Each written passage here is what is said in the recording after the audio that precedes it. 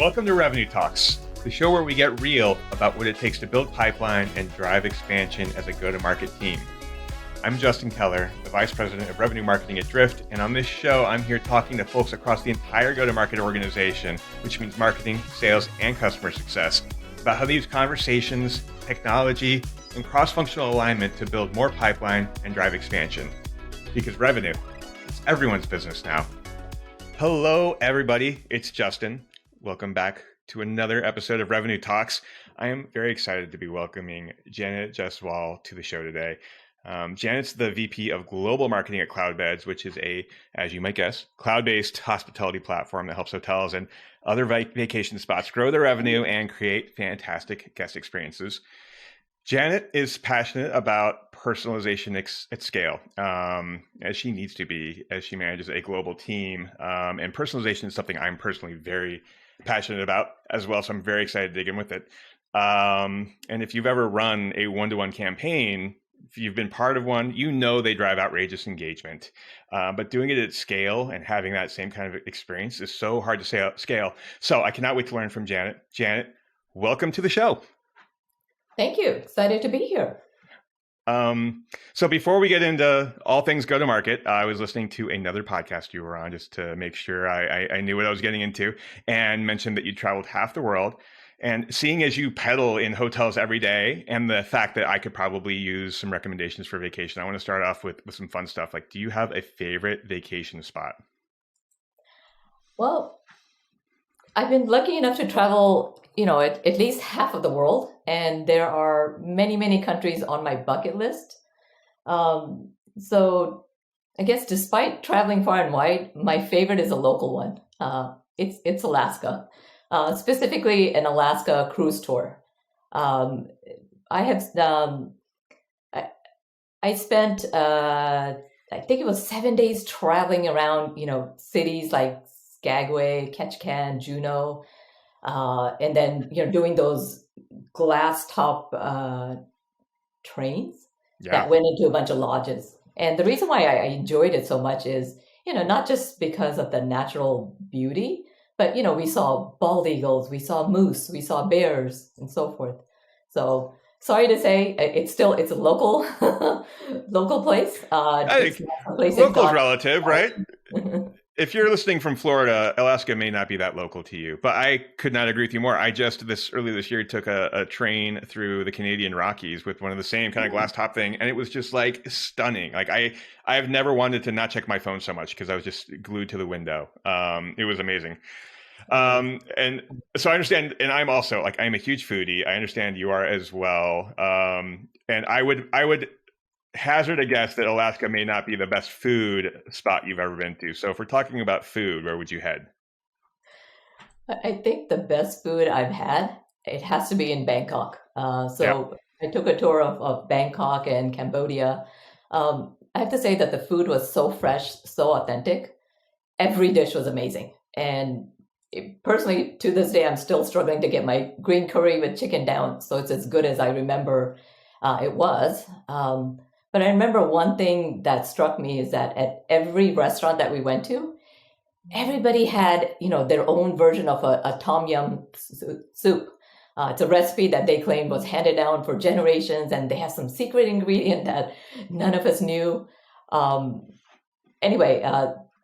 was something that was new. And for those that don't know, tom yum soup it's a hot and sour soup. It's broth based. And it has things like lemongrass and kaffir lime leaves and shrimp and so forth. But I'd never had it before. I tried it and really, really enjoyed it. So that has to be by far my favorite cuisine and probably the best place where I've had the food. Everything's fresh. Everything's amazing. I could not agree more. I think I'm going to start a travel podcast on the side and have you back, because I would agree. Bangkok is the best food I've had as well. We should probably talk about revenue, though. I'd sit here and talk about traveling with you all day, but the name of the show is not Travel Talks. So before we get too deep into it, if you don't mind setting the stage for us, give us a quick elevator pitch, no pun intended, about Cloudbeds. Sure. So Cloudbeds, it's a global hospitality management platform software provider. So we're a vertical. we only focus on the lodging industry. And what we provide is the ability to manage your front office, your back office, all in one platform.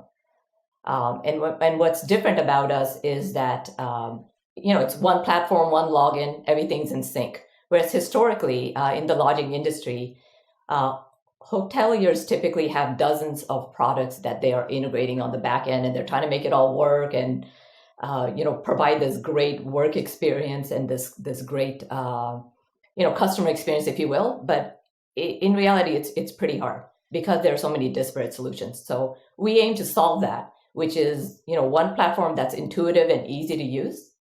Because as you can imagine, especially in the travel industry, there's a lot of turnover, right? People Yeah. work at a hotel and 6 months later, they're like, yeah, I'm going off to college, or I don't want to do this. And so you have all this turnover, which means if you're spending time training them on this legacy software that takes, the user manual is like as thick as a phone book, and you train them and then they leave, oh my God, now you have to start all over. And so we aim to solve that problem and make it easy and intuitive and get people up and running as quickly as possible, but also provide an awesome customer experience because every property is unique. Everybody wants to have this great experience. That's great. And I'm interested to hear, because you're verticalized, like I imagine, the reason, the topic we're here to talk about today is personalization. And the reason it's so important is because we live in such a noisy world. And I'm curious if that's, does being verticalized make personalization any easier, or are the challenges the same regardless? The challenges are the same regardless.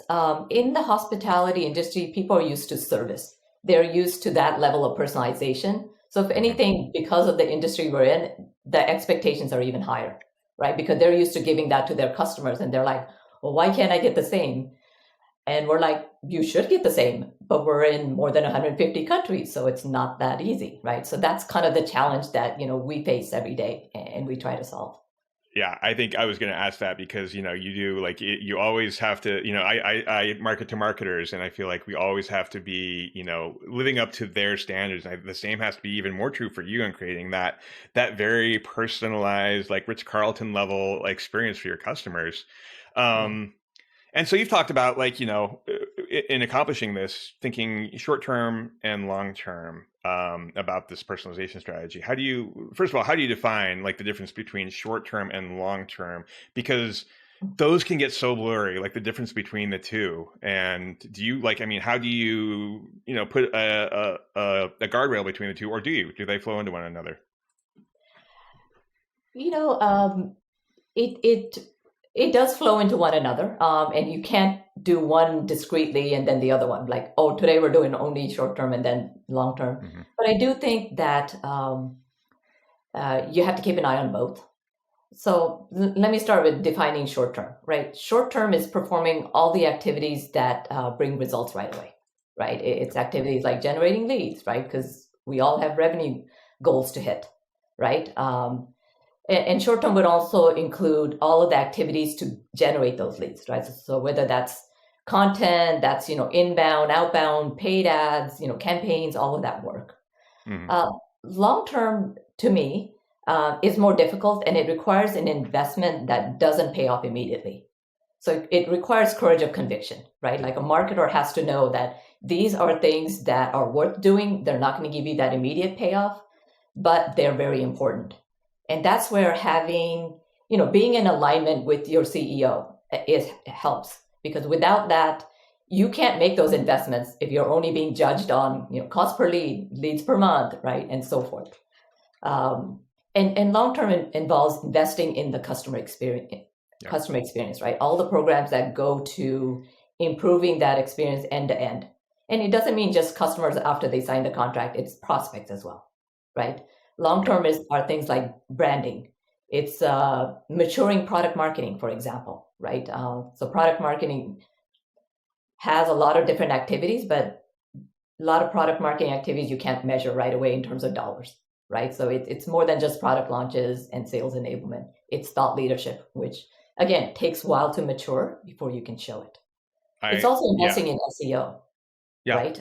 SEO is another thing, which is like, You're not going to see results right away, but you have to know that it will pay off, right? And those things, all of those long-term investments help, because that is what is going to feed us for the long term. Whereas in the short term, we're buying ourselves time to make sure that we build that world-class, marketing function. Yeah. And I think that is, like you said, the courage of conviction, right? And that is something that I think is the sign of a marketing leader. When you move on from the near term metrics and KPIs and you're able to think in the broader picture, you have to be bold and brave. And it's so difficult because you're absolutely right. You need to do what's right for the company, and there's no shortcuts in that. And juxtapose that with the average tenure of a CMO or a marketing leader, it's getting shorter and shorter. And it's just, when you talk to CEOs, it's like, guys, what are you thinking? You need to make, I think this is maybe a lesson for the CEOs listening. Like you need to make long-term bets on your marketing leaders and, believe in them. And then, look at the short term, but keep the long-term in mind. Let's talk about what does personalization mean to Cloudbeds? Like when we say personalization, how does that show up in your marketing programs? So first, let's define what we believe is personalization, right? So for us, personalization could be by region, by country, it could be by property size, it could be by the property type, right? A hotel versus a B&B, for example. It could be by the roles that buy our software. It could be by language. And so for us, we see personalization as a journey. We're not going to get there overnight, but we, at the beginning was, one email for all prospects. Yep. Okay, it's a start. Now it's by language. Now it's by role, and now it's by property size. Are we there yet? No. We have property type. We have country specific. Or maybe we'll start with the region and then eventually we'll get to country by country, because again, more than 150 countries is a little difficult. And so for us, it's going phase by phase, realizing that we'll never get there, but eventually we want to be as local and as relevant as possible. That ultimately is what converts, whether that's the website, whether that's the email, whether that's the paid ads, whatever that is. And so incorporating that level of personalization in all of our communication is incredibly difficult because, again, you've got the short-term pressure of I've got to produce leads, and personalization isn't something that necessarily pays off right away because it requires a heavy infrastructure into identifying what you need to capture, capturing that data, and then leveraging technology and people to be able to then take advantage of that data. Yeah. And that's kind of, you nailed it, right? Like you start off, like companies start off with one email that goes to everyone. And then you decide to get a little more segmented. And I think, smart marketers continue to, segment, like chunk up segments little by little until you've got nice little pockets. And there's some overlap in segments, of course. But I think one of the great benefits of that is as you start to build out these segments and you start to launch these personalized programs, you start to create a feedback loop so that you know which segments perform well on what message. And that even that helps your product team, that helps your C-suite, that helps your roadmap. And I think that's one of those things, of course, personalization is so important for the customer experience, but it is also kind of like the secret weapon in helping you become a sharper marketer with your business. Yes. Yeah. It definitely forces us to make sure we've done our homework, right? We're not making assumptions of what we think our buyers want. We have to be very, very clear. Otherwise, you can't personalize at that level. And so it's a good way to make sure that you've covered the basics and you've done your planning ahead of time. Yeah. So very much. And for you, it's got to be, so we're talking about, property sizes or business sizes. We're talking about geographies. We're talking about property types. We're talking about personas. That's just a wild array of segments. And there's got to be some overlap in that. When you think about content, and we talk about content broadly, it could be what you enable your sales team with. It could be what your top of funnel content you're putting out into the marketplace. How do you approach that in a way that you can start to scale that out? Another thing that you didn't add is language. And language. And yes, and language. Yeah. So think about how much longer it takes now to send out one email, right? Because you have to translate all of that. And then every piece of content you put out has to be translated. So it does require having a very good foundation, technology, people, and then process in order to be able to do all of that. And I think a lot of it, so the way I see it is it's a journey, right? It is not something that we have to get there overnight. So for us, depending on where that marketing function is in terms of its maturity, you hit the low hanging fruit first, right? So, where I kind of draw the line is, if the demand gen function is generating somewhere between 35 to 50% of the total revenue, meaning the leads that we produce bring us that much revenue, then I kind of feel like, okay, I've given myself some permission to be able to invest further into the long-term strategy as opposed to the short term. If I haven't at least hit at least 35, I mean, ideally at least 50%, if the revenue that we're generating isn't that much, I need to invest more in short term. And so I kind of use that as a way to balance how much of the time should we spend on short term versus long term. We're always spending time on both, right? One just takes longer to prove out. And so, we're constantly running experiments to be able to personalize, right? So I'll give you an example. In demand gen, right? So we're B2B, very different, but different than B2C. We know which sources produce leads for us. So we're constantly doing that, but we're always investing a little bit into the longer term, which is trying out new channels that aren't producing today, but we know over time we will get it right. We will figure out how to crack that code, if you will. And so one example is about a year ago, we invested in social marketing, right? So we went after YouTube and Facebook because we saw a chunk of our audience there. We weren't good at it. It's normal for B2C, but for B2B, those aren't the first channels you think about. But we experimented, we invested, and now it's easily one of the top 5 sources of leads. And so that's where you can get, you can bet on small experiments while we're trying to get to the holy grail, right? So we're constantly experimenting and testing and investing, right? Because in the beginning, when you're trying something new, you're not going to be efficient. So we spent a lot of money in that area, but now it's optimized such that the cost per lead has dropped, whereas earlier it wasn't. Yeah. We've talked a lot about long-term. You've talked about thinking about things as a journey, and we've talked a lot about acquisition, but you are also scaling personalization out across the post-sales experience too, aren't you? Yes. How do you balance? That's got to be so tough. That's got to be so tough. Because you have to stay laser focused on top of funnel and driving pipeline and leads. But hospitality being what it is, it's a little bit of a tumultuous industry, right? And so that post-sale experience has to be really important as well. How do you balance those two things? Yeah. So that's where content marketing and product marketing comes in to play, as well as the customer advocacy team, which is what we're calling it internally. That old saying, right? It costs a lot less to keep a customer than it is to go acquire. We have to pay attention to that, right? We have to pay attention to that customer experience and keeping them, because we rely on cross-sell and upsell as much as anyone else does to make sure that we have provided we've earned the right to sell to them, to sell more to them.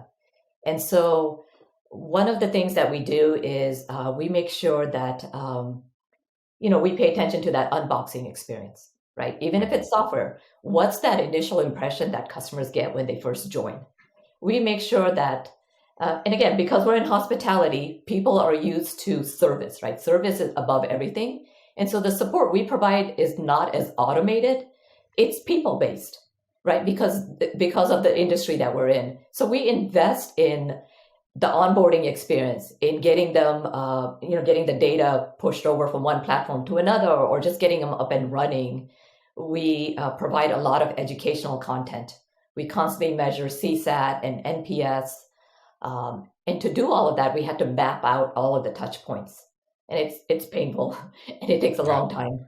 But we very much believe that if we take care of them and we add value to the conversation, right? So our content, we try very hard not to make it salesy. We try very hard to educate them, teach them something new. Because if we've taught them something new, we've then earned the right to send a campaign and say, hey, we have this new product. Do you want to try it? Right? But we don't do that from the beginning and just take it for granted. They're just going to keep buying, forever, right? That just doesn't happen, unfortunately.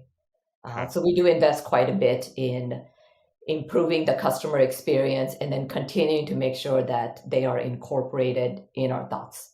and in our marketing efforts, right? So we're not quite 50-50, but we're trying to balance out as much as possible and make sure we don't forget about the customers just because they bought and we have to move on to the next target. Yeah, that's such a good reminder too. And I love that you mentioned the unboxing experience. I think that is, everyone thinks of it as a B2C, like fun YouTube thing. It is absolutely 100% a B2B thing too. Like that first moment where you're officially a customer is such a critical part in a customer's journey. That if you're listening to this, take a moment, pause this podcast. If you're the marketer, ping someone. If you're the CEO, remind your marketer that unboxing experience is so important.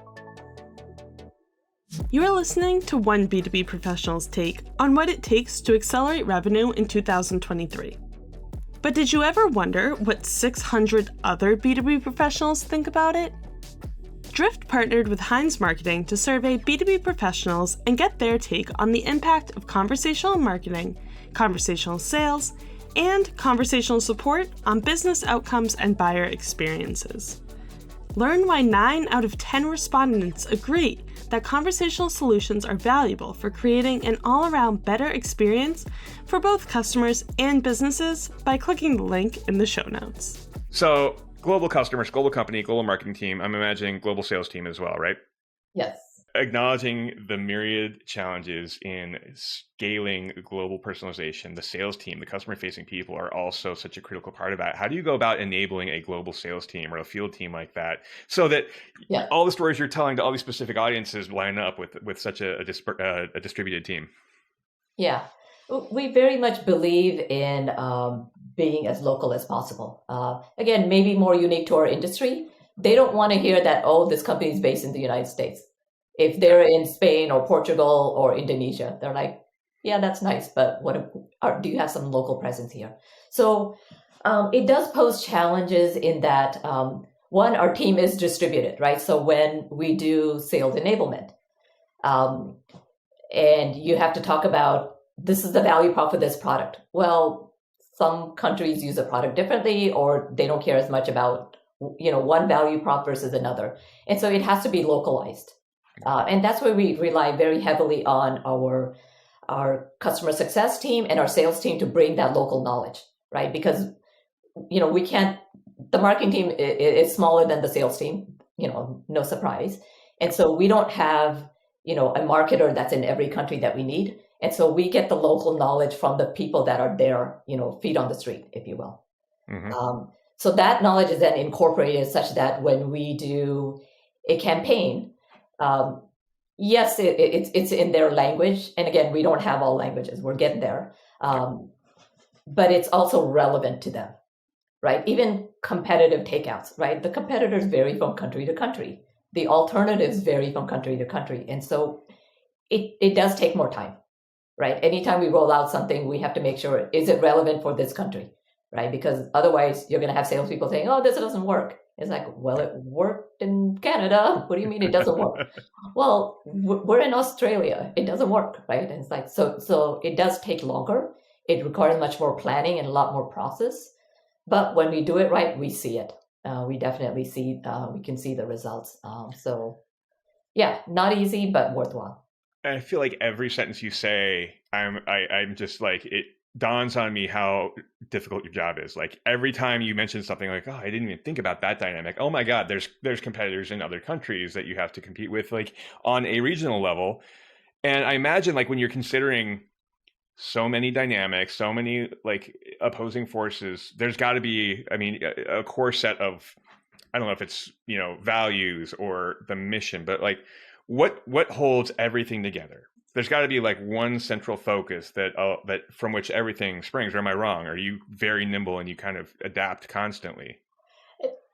We can't be all things to everyone, and so there are some core, the core value props of the product that resonates across, but maybe how it's conveyed or what is emphasized will vary depending on that country, right? So. I'll give you a very simple example. When we're marketing, for example, so say we're marketing in Brazil versus maybe the US, because US is unique in a lot of different ways. in Brazil, they don't open emails a lot. So we have very low open rates and click-through rates because they're not as digital, if you will. But if you send that same message in WhatsApp, you will get an instant reply. And you can send 5 emails and you're like, come on, just open it, right? So what we've come to realize is that even the method of communication, not just the words we use, are different from country to country. And that's one example. In Mexico, for example, when we do small group events, everyone shows up because they're social. They want to be with people. The human relation is much more important to getting business done.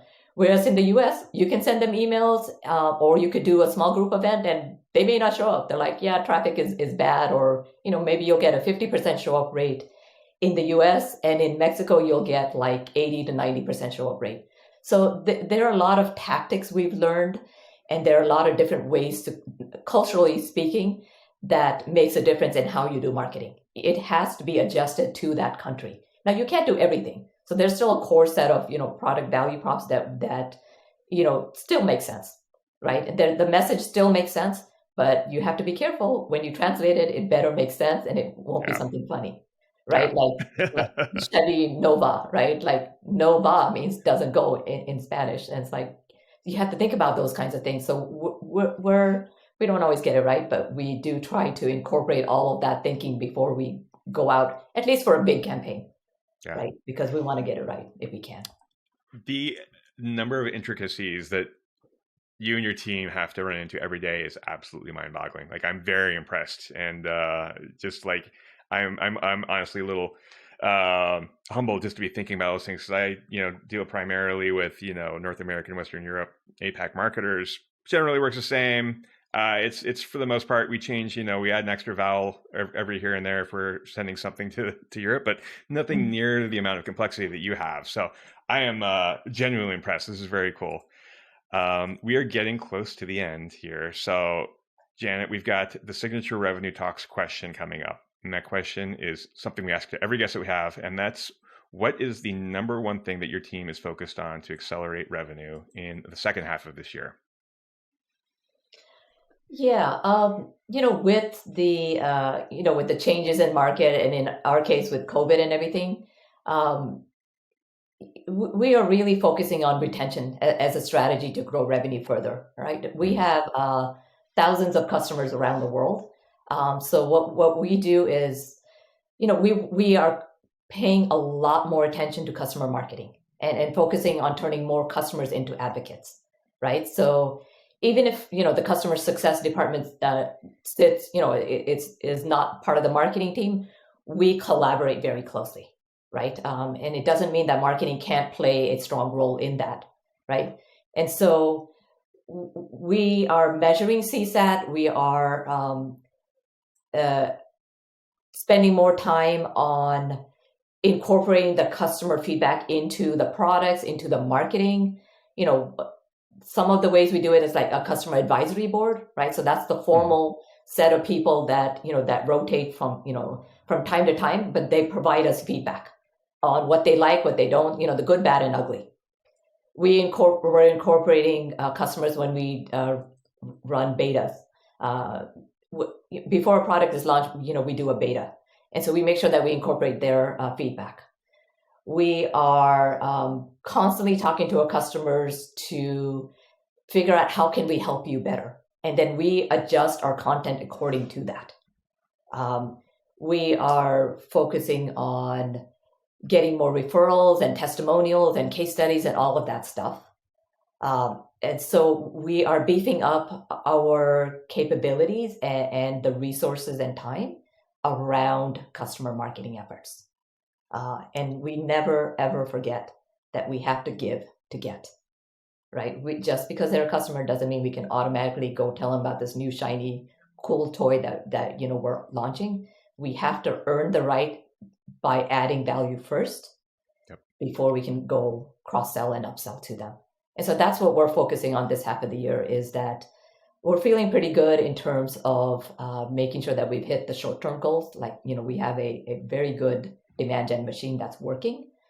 Now we have to squeeze more juice out of all of the leads that we have. So it's all about customer marketing and conversion, right? Great to get all these leads, but we want more of those to convert to customers.